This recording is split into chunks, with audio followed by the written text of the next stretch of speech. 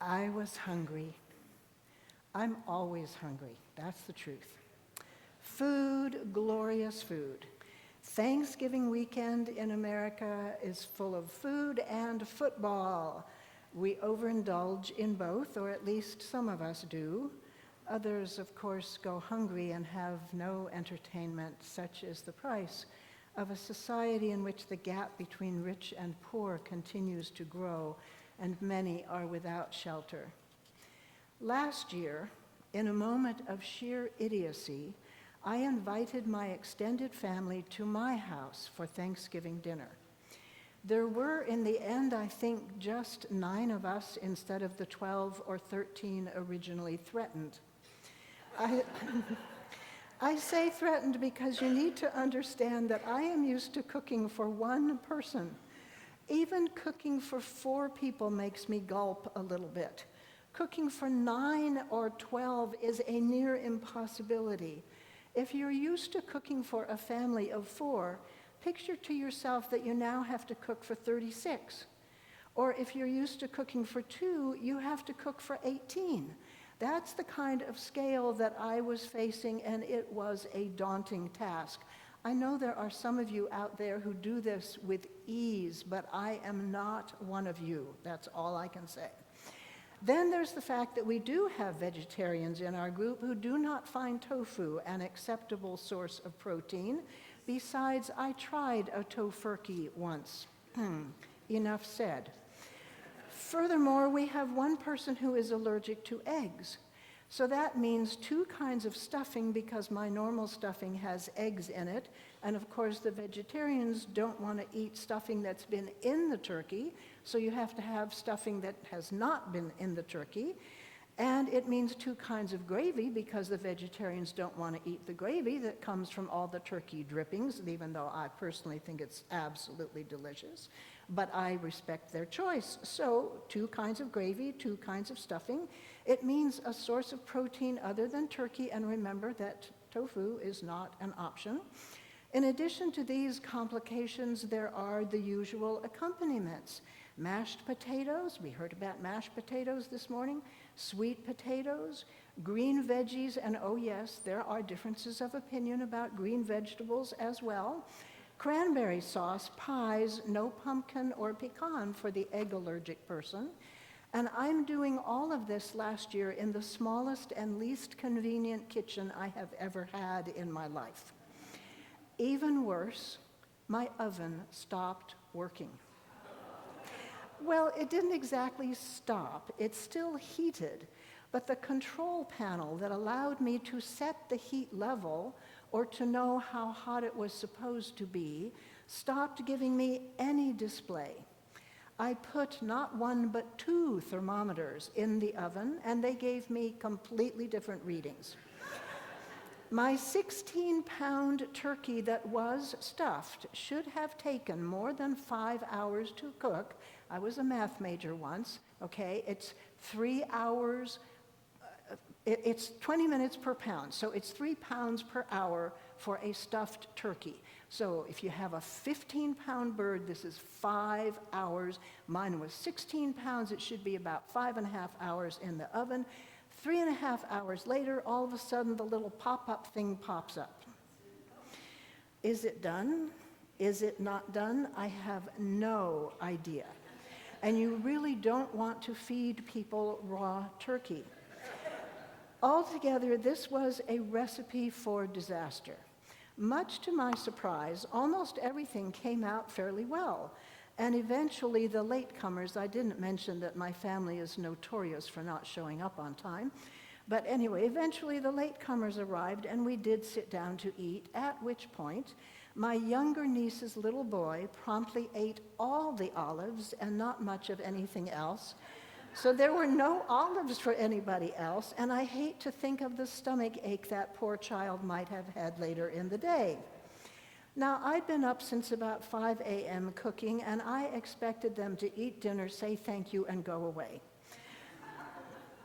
But apparently, I had forgotten to tell them this. So after dinner, they all decided to grab a couch or a bed or a piece of floor at my house and simply lie down and nap until it was time for leftovers. Such is the chaos of my extended clan, and you will understand that I love them dearly, but I do sometimes call them the famdamily, okay? This year, I was so glad that I could say, I did it last year, it's someone else's turn.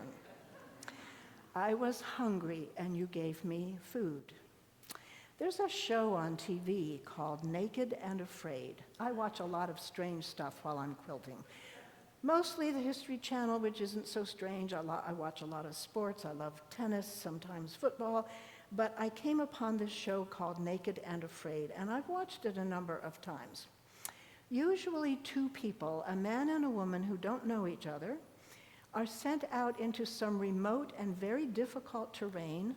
They are naked, have no clothes on, and they are given only 1 or 2 tools with which they must survive for 21 days, or sometimes as little as 14 or maybe up to 60, but usually it's 21. They have to secure food and water and fight off predators, not to mention flying insects and creepy crawlies. They have no food with them and no water. They have to find water and, if necessary, build a fire so they can boil their water to make it drinkable. Often they go days without food. Without food, people get hungry, tired, grumpy, sometimes disoriented, and faint. On one episode, one of the contestants fainted and fell right into the fire, sustaining some rather serious burns. Going without food and drink is not only hard, it can be dangerous. Food and drink, the basic elements of human survival. How grateful the contestants are when they finally find a food source, even something as small and insignificant as a grub or a tiny fig. Typically they share it, which sometimes means only 1 bite each and perhaps no more than 20 calories each. But it's a big celebration nonetheless and a morale booster. I was hungry and you gave me food. 15 to 20 calories will not do for long-term survival, and if contestants make it for 21 days, they have typically lost somewhere between 16 and 35 pounds. I don't like creepy crawlies, or I might volunteer for this and see if I could lose a little of those extra pounds that I put on every Thanksgiving. Almost everyone who does survive the entire challenge talks afterward about what it has meant to them. Often they have proved to themselves that they are stronger than they thought. Many say they do it so that their children will know that their mother or father is strong and brave. Almost always, contestants are chastened at realizing how very much harder survival was than they had expected it to be. I do remember one rather arrogant young man who started out on the trip criticizing anyone who tapped out and saying that he would kick the ass out of the challenge. He left on day 2. Most contestants are extremely grateful to return to a life where water and food are more easily obtained. Surely one of the most heartbreaking effects of the current disaster in Gaza is the lack of food and water for those who are trapped there. I know that this weekend we are supposed to be having some trucks getting through. Whether it will be enough, I sincerely doubt. People will die from lack of water and lack of food. I was hungry and you fed me. I was thirsty and you gave me drink. It is a humanitarian crisis indeed when there is no food and no water. Sometimes in Naked and Afraid, one partner taps out, leaving the challenge either for medical reasons, like falling in the fire and getting burned, or just because of exhaustion or mental distress. This leaves the other one alone. It is the loneliness that often gets participants down, not so much the lack of food or drink. They all miss family and friends. Many of them cry. Especially if they're not getting along with each other, they may feel that they have no one to talk to, no one to share with. Loneliness is a huge factor in human survival, and especially in human thriving. Do you remember the Tom Hanks movie Cast Away, in which he is stranded on a desert island? He finds a soccer ball, which he names Wilson, if I remember correctly, and he talks to Wilson every day, and when Wilson floats away one day, he grieves over the loss of his companion that he had talked to. When did we see you hungry and feed you? When you did it to the least of these. When we feed someone, it is not just about food. We make connection. We establish or reinforce community. Whether it is with our family or our colleagues or our friends or a stranger on the street, feeding is not just nourishment for the body, it is nourishment for the soul and for the sense of belonging and being loved. Throughout history, humans have shown love by feeding each other.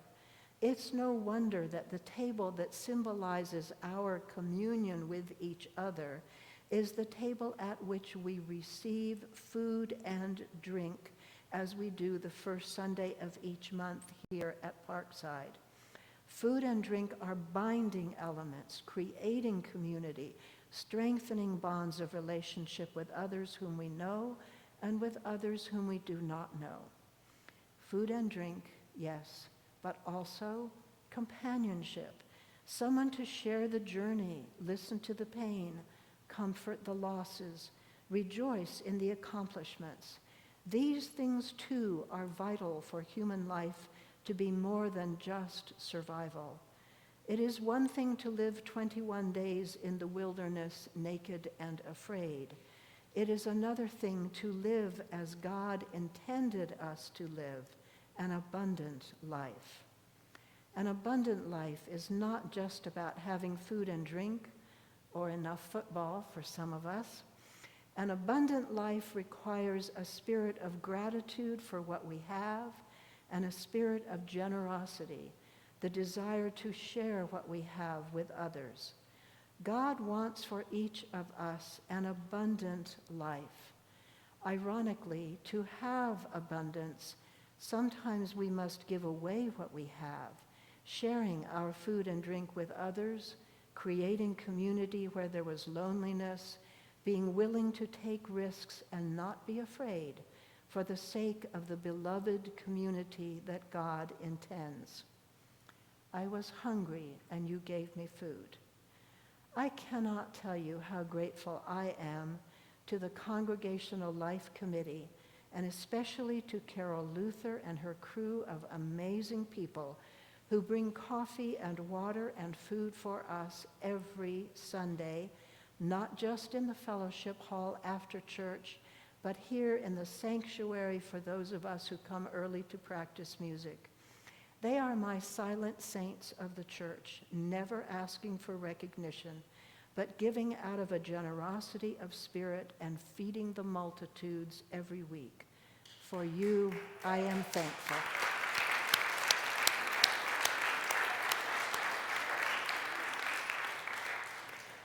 And for John Sugar and Margaret Brown and all of those at Parkside who participate in keeping the South Sacramento Interfaith Partnership Food Bank going, I am so grateful. If you are new to Sacramento or to this area and you have extra time, the need for food from the food bank has grown exponentially in these last few years. The volunteer crew has not grown exponentially. They could use your help. For you, I am thankful.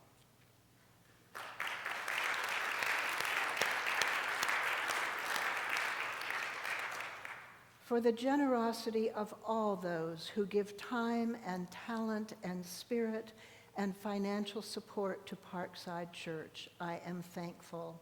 For each and every one of you, for the gifts you bring, for the smiles that warm my heart, and just for your presence here or online, I am thankful.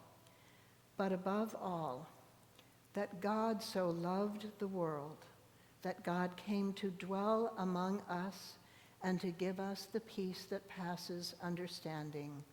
I am thankful. Amen.